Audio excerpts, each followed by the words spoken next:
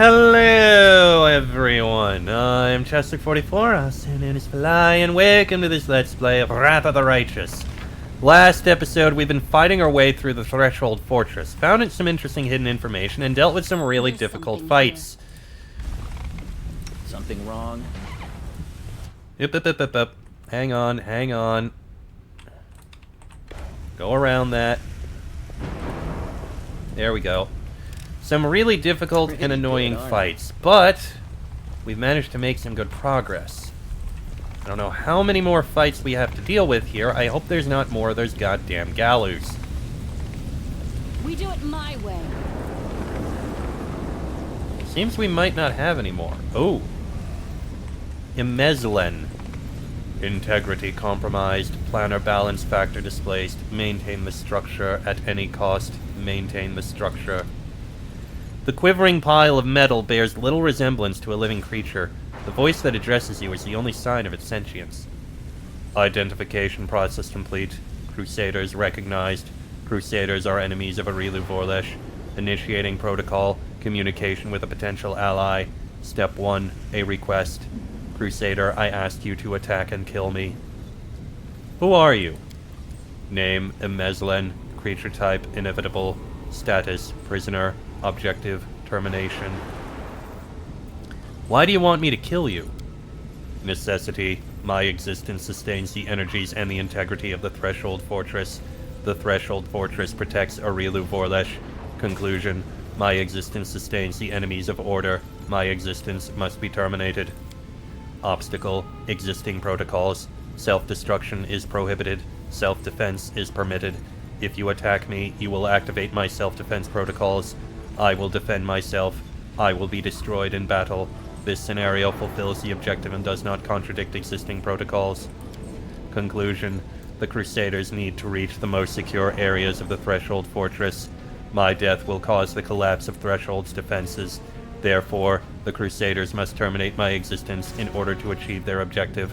Risk assessment. My death may cause some of the fortress's exterior structures to collapse. It may become difficult to return to the entrance of the fortress. Can you explain to me in detail what will happen if you die? Chaos will prevail. The defensive and load-bearing magical structures that sustain the integrity of Threshold will be destroyed. There is a high risk that the fortress's exterior walls and gates will collapse. However, my death will also destroy the defenses around the heart of Threshold, where Areelu Vorlesh is situated. The heart of Threshold is the heart of the World Wound. This location is currently inaccessible to the Crusaders. Therefore, the Crusaders require my termination. I want to ask some questions. Initiating protocol. Provide information to a potential ally. I am ready to respond. How did you get here? I was on a deep reconnaissance mission. I was sent by the Axiomites of Axis to investigate a strange new disturbance in the Threshold Fortress, but I was captured by Areelu Vorlesh and her demonic allies. Since then, I have remained both her prisoner and her test subject. The Inevitable's essence is used to stabilize the structures that sustain the Threshold Fortress. What can you tell me about Threshold? The Threshold Fortress is the central location of the load-bearing magical structures that enable the World Wound's existence. The Threshold Fortress is the most stable part of the Wound, the only part that is minimally affected by the principal chaos of the Abyss. This paradox should not lead to confusion. The Threshold Fortress remains in a state of quiescence, but this is not its natural state. Areelu Vorlesh uses external sources of power to prevent its destabilization. This is the purpose I unwillingly serve. I supply the power necessary to sustain the Threshold Fortress. I see. What can you tell me about Areelu? Areelu Vorlesh, formerly a mortal woman, now a half-demon in possession of mythic powers. Threat level, comparable to demon lords. Psychological profile, extremely unstable. Her capacity for deep analysis and understanding coexists with her predisposition to manias and fixations. Conclusion. Areelu Vorlesh is an enemy of order and is therefore subject to termination. What can you tell me about the World Wound? A comprehensive account of all the data I have collected on this phenomenon will take, by my calculations, 4 days, 6 hours, and 35 minutes. An account of this duration is unacceptable under the current circumstances. Proceeding to recount key points, and key points only. Point 1. The World Wound is an artificially created planar rift. It is an intersection between the material plane and the plane of the abyss. The world wound allows demons to travel freely from the abyss to Galarian, and it also creates a favorable environment for magical cataclysms, anomalies, and phenomena. Point 2. The world wound's existence was only made possible as a result of the criminal acts of Areelu Vorlesh. On 2 occasions, she conducted a ritual to bind a mortal soul, once with the essence of the abyss, and once with a demonic soul. The soul-binding ritual acts as the framework for the intersection of the planes. If this ritual is reversed, the soul will be severed from its bond, and the material plane will be severed from the abyss. This process will likely result in the termination of the bonded soul. The prognosis for its owner's survival, unfavorable. Point 3. The world wound is an unprecedented violation of world order, and a powerful weapon of chaos. The world wound must be removed at all costs. No more questions. I await your decision. I will grant your request. As you wish, let's fight. I thank you, ally. It will be an honor to die in battle. Yet another obstacle. This will Well, hurt. he will be destroyed, I suppose. You know what? We need this. Dimension Strike. He's apparently tough. Almost. And he's down. And Threshold Fortress is going to start collapsing. Whoa, dear.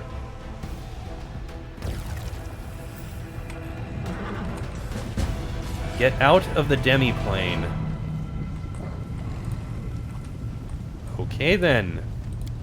Papers with erratically scribbled calculations and formulas. The words "I promise" are written repeatedly in the margins.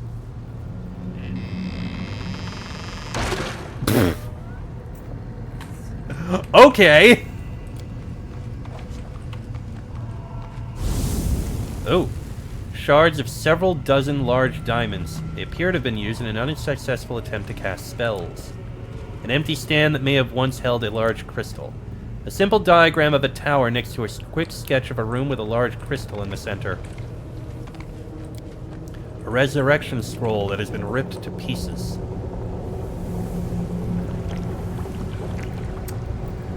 Whatever is happening in here, this place feels like it's falling apart.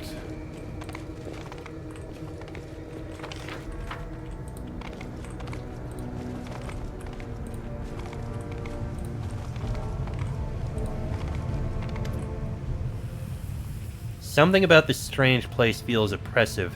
The air is still and silent, yet you can hear the distant echoes of words, promises, and battle cries. You strain to hear what's being said, but you can only make out a few words. Finally, cease, witch. I promise. I promise. Can't be dismissed as a calculation error. You knew failure was a possibility. Then why? Why? Areelu's silhouette looks just as surreal as the sounds that fill this space. She's not looking at you and seems lost in thought. Her voice is dull and tired, and there is no trace of the hospitality she showed you at the entrance of the fortress. I need answers. Yes. It's decided. I will tell you the truth. Before we fight to the death. Would you like to know why I upended your life? Areelu barely seems to hear you. After a while, she turns toward you as if noticing you for the first time. She looks at you for a moment and her expression changes. The tiredness in her eyes gives way to a cold, hard resolve. Knock yourself out! A villain monologuing in her evil stronghold. Wouldn't want to miss that. Areelu cringes slightly, but ignores your mockery. This place is my demi-plane. I created it when I was a prisoner in Threshold. I would slip away to conduct my rituals here in secret. This is where I decided to create what mortals would later call the World Wound. This is where I made all my preparations. Do you understand? Escaping was never my goal. I could have easily disappeared from Threshold. I could have passed through it like water through sand. Some believe that I brought Sarkoris to ruin out of revenge, and I suppose there is some truth to that. I did have reason for revenge. You've been to this secret part of my laboratory and know what I'm talking about. Or at least you have an inkling. My laboratory. The old house in the middle of nowhere that marked the entrance to my lab. It was the home of Areelu when I was still a mere mortal. I lived there with my daughter, away from the din of the crowd and sheltered from the keen gaze of the Sarkorian witch hunters. It was a place where the reality of our world was in close proximity to the abyss. A place where I could study the magic forbidden to all Sarkorians. I thought I had hidden my home well, but I was wrong. They found it. They found us. At that hour, I was there, in the laboratory. That damned laboratory I loved so much. I was absorbed in one of my experiments when the hunters arrived on our doorstep. I was sitting at my desk, recording my observations, thoughts, and calculations, as was my habit. That's when I heard the noise outside. The fight was brief. It barely lasted a moment. By the time I sensed that something was amiss and hurried out to see what was happening, it was too late. All I could do was cradle the body of my dead child and cry after their departing soul. I promise. Why did the Sarkorian hunters attack your child? Your daughter? Because they saw her with a scroll she had secretly borrowed from my supply. She was trying to perform a forbidden ritual. Children, they're always drawn to the unknown. But for the Threshold hunters, this child playing with a magical trinket she stole from an adult was just as much of a criminal as the worst demon worshippers. Nothing can justify the killing of a child, although from what was seen in the image, in the vision, it seemed like she may have been older than just a child, maybe teens. I am not concerned with whether it was justified or not, or with the application of morality, the law, or the teachings of any god. Look around you. This demi-plane. The first time I escaped from my cell and ran here, I was trying to resurrect my daughter. I tried many things, but all my efforts were in vain. The soul had already received Pharasma's judgment, and had been sent on the path determined by the gods, into the abyss. And when I realized that, I rebelled. But not against my jailers, not against those who had murdered my child, not even against Sarkoris. My uprising was against destiny, death, and the laws that the gods had forced upon our lives. I realized then that I wouldn't be satisfied with simply returning my daughter to life. I had to shatter this order once and for all, and make it so that neither Pharasma and her lackeys, nor death itself, could ever stand between us. Only by stepping beyond the bounds of what had been ordained for mortal kind, by obtaining powers that rivaled the divine, could we become free. So that was her motivation the whole time. Her daughter died, and she wasn't able to resurrect her. So she decided to turn against the gods entirely and upend the entire divine system. Well, dang! And with this newfound purpose, I turned myself into a half-demon. Fusing the spiritual essence of the two planes was the only way I could achieve my goal. I let the abyss into my soul, and into this world. I opened the world wound. I danced around 3 demon lords, making them assist me without ever revealing my true intentions. They just believed they were dealing with another power-hungry mortal. But in reality, I was after one thing. I wanted to find what was left of my daughter's soul and give her a new birth. One that would prevent anything from ever harming her again. And then I found you. I chose you because I felt a faint affinity to you. I thought your soul could accept the remains of my daughter's soul, like the soil accepts a seed. I thought that I could bring back my child by tethering the mangled remnants of her soul to a pure mortal soul untouched by the abyss. I thought the power of the Nahindrian crystals would allow me to protect her forever. That I could tear her away from the dominion of mortal nature. But I was mistaken in both assumptions. Now I'm about to face the consequences of my mistake. You will witness them as well. I'm sure. Oh, hello. This will be quick.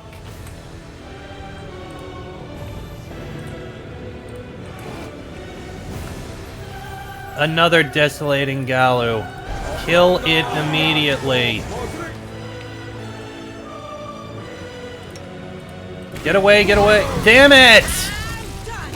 Fucking Galu!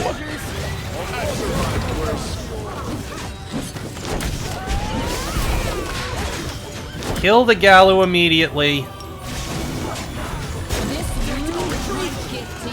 Okay, Galu is dead. Kill the Baylor.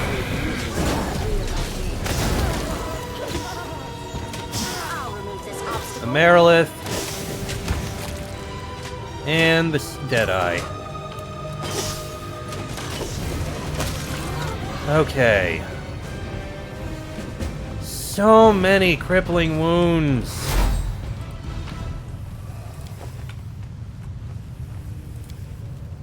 Okay. Let's get these spells cast, remove these crippling wounds. Skip the pleasantries.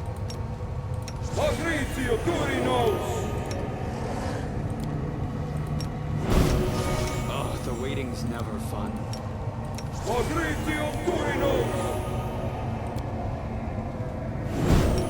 And a big group heal.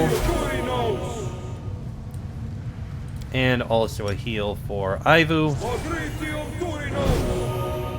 And it seems... Well, first, get onto your mount.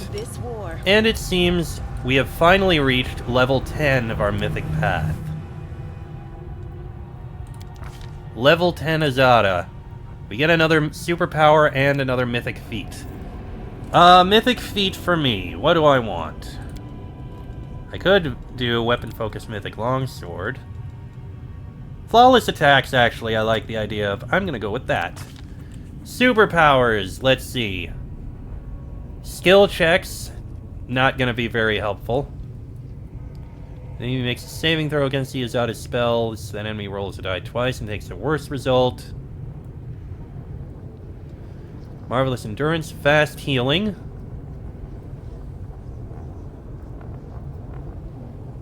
Okay, and zippy magic. Cast a spell that targets individual creatures, not areas. Affects one more. And spells that target enemies damage them for 2d6 plus season. Let's go with Marvelous Endurance. I mean, all skilled would be nice, but I'm not really going to have many more skills. Random level 1 spell, sure. I already have that one. Oath of Peace, sure. Level 5 spell. I guess I'll take Dominate Person. Level 6 spell, I've already got all of those, so...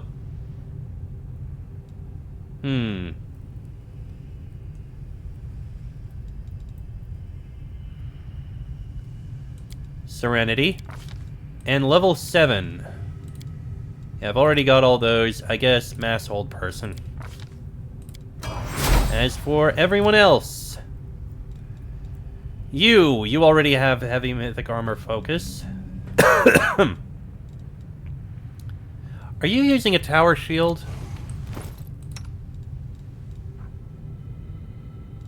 You are using a... You're using heavy shields.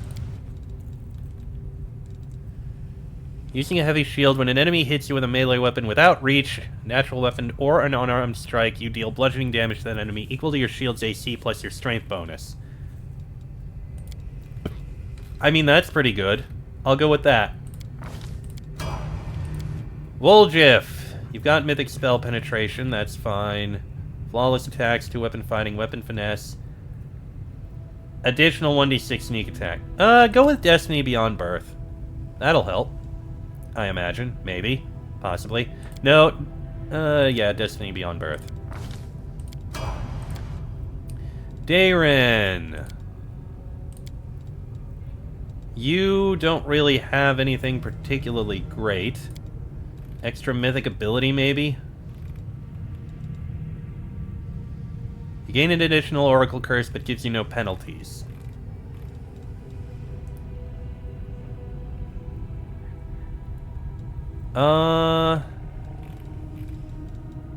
I could give you a second...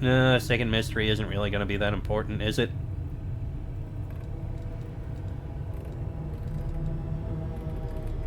You know what? Inspirational Leader. Then we have you. Deadly Aim would be good. Oh, you've never got that one. That could be useful. Slightly. Destiny Beyond Birth. I'm gonna go with that. And Nenio. I'm also gonna give you Destiny Beyond Birth. Okay. I guess there shouldn't be too much more around here.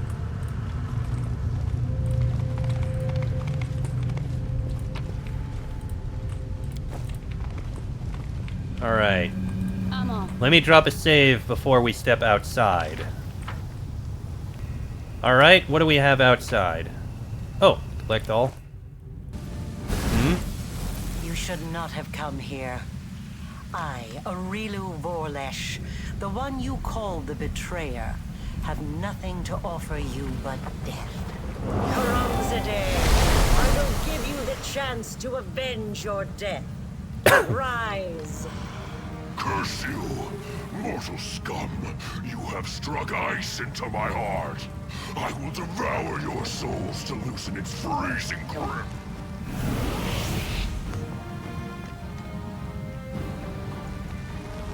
Well then. Looks like we have some defending to do.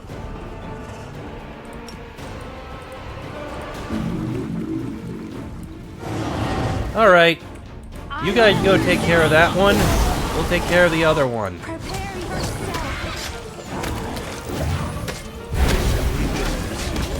Nelfeshni dead. Baelor Ravager dead.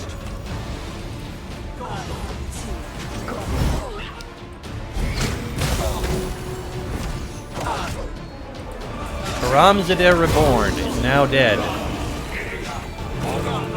Well, they're dealt with.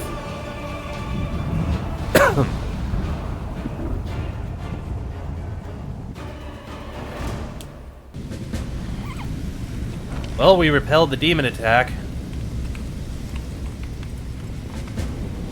Oh, everyone get on your mounts. I don't know why you took it off, but okay, on the mounts. It's time to act.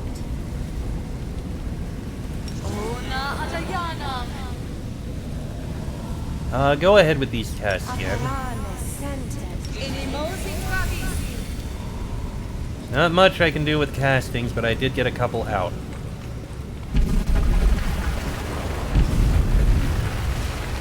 Oh dear, it is definitely collapsing. Ah, jeez. This place is definitely collapsing.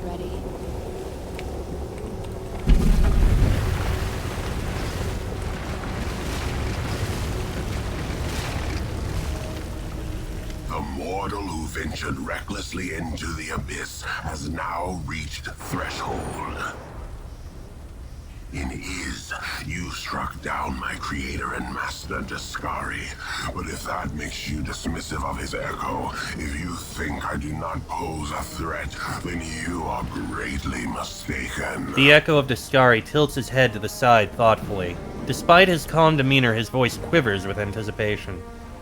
You didn't want to fight me in the abyss, so why are you here now? I was hunting the hand of the inheritor in the abyss, not you. And what a good hunt it was. But now things are different.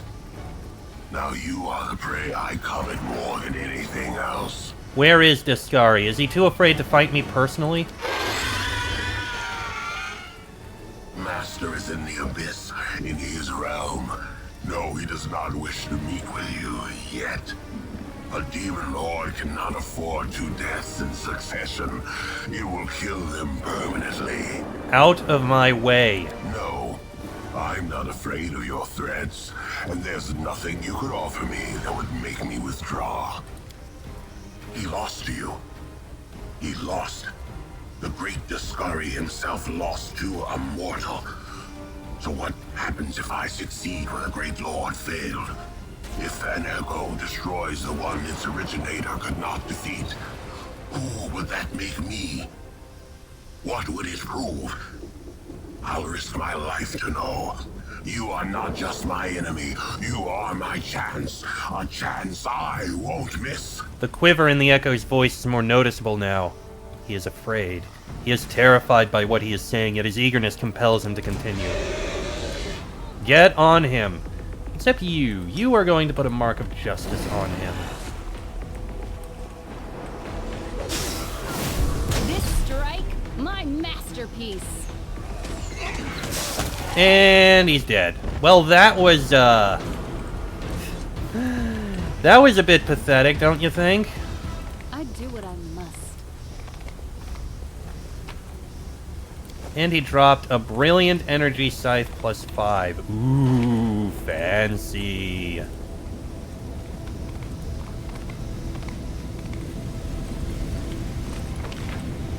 Okay, that is some kind of barrier, but let's keep going.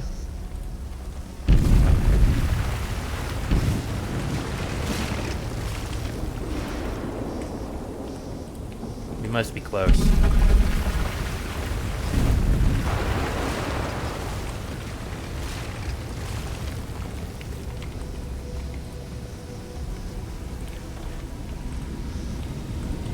I think this is the end.